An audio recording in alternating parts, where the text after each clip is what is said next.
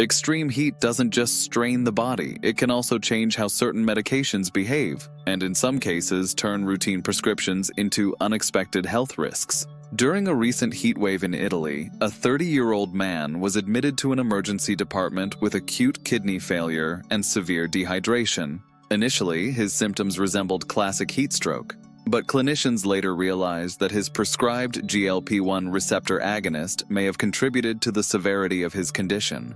The drug had reduced his sense of thirst and caused persistent nausea, making it harder for him to stay hydrated during extreme temperatures. As heat waves become more frequent and intense across Europe and other parts of the world, researchers are increasingly examining how certain medications interact with high temperatures. Some medications can interfere with the body's natural ability to regulate temperature. Others increase fluid loss or impair thirst perception. In extreme heat, these effects can compound the body's normal stress response.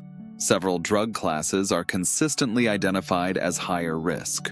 Diuretics, often prescribed for heart failure or hypertension, increase fluid excretion. In hot weather, this can increase the risk of dehydration. This excretion can lead to low blood pressure, fainting, or even acute kidney injury when combined with heavy sweating. Antihypertensive medications like beta blockers and ACE inhibitors may reduce the body's ability to adjust blood flow effectively during heat stress. This can limit heat dissipation and impair cardiovascular adaptation, making it harder for the heart to cope with environmental heat. Antipsychotics and some antidepressants can affect central temperature regulation in the brain. They may also blunt awareness of overheating. By reducing awareness or increasing sweating, these medications raise the risk of severe dehydration during hot periods. GLP-1 receptor agonists present a different mechanism. These medications may suppress appetite and thirst while also causing nausea. Reduced fluid intake combined with fluid losses can create a cycle that increases the risk of dehydration and electrolyte imbalance.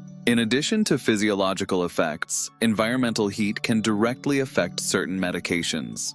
Insulin, for example, is temperature sensitive.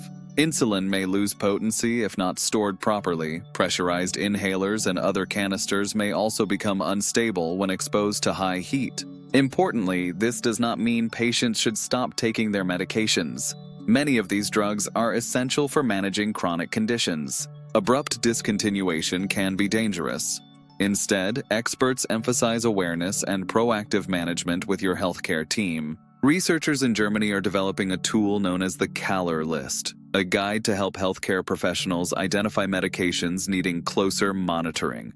The recommendations are based on health data analysis and expert consensus, aiming to provide practical guidance for frontline clinicians. Certain populations appear more vulnerable. Older adults, young children, and individuals with cardiovascular or kidney conditions have reduced reserve. Social factors, such as limited access to cooling, hydration, or healthcare, can further increase the risk during heat waves. Surveys suggest that while many physicians recognize heat as a threat, fewer have access to formal guidelines for medication management. Some clinicians report adjusting diuretic doses or increasing laboratory monitoring during periods of extreme heat, but standards are still evolving. Interestingly, patients themselves appear interested in receiving more guidance about managing medications safely during heat waves. Integrating environmental awareness into routine care may become important. Future prescribing guidance may include clearer heat-related warnings. The key message is balance and communication.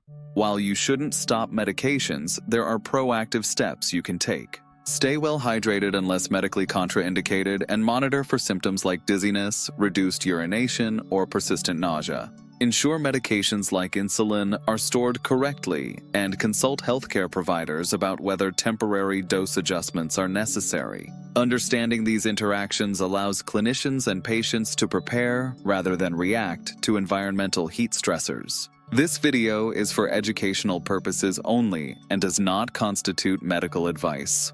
Always consult a professional before making changes. For more science-based health content, follow HealTalk.org. Wishing you healthy and peaceful days.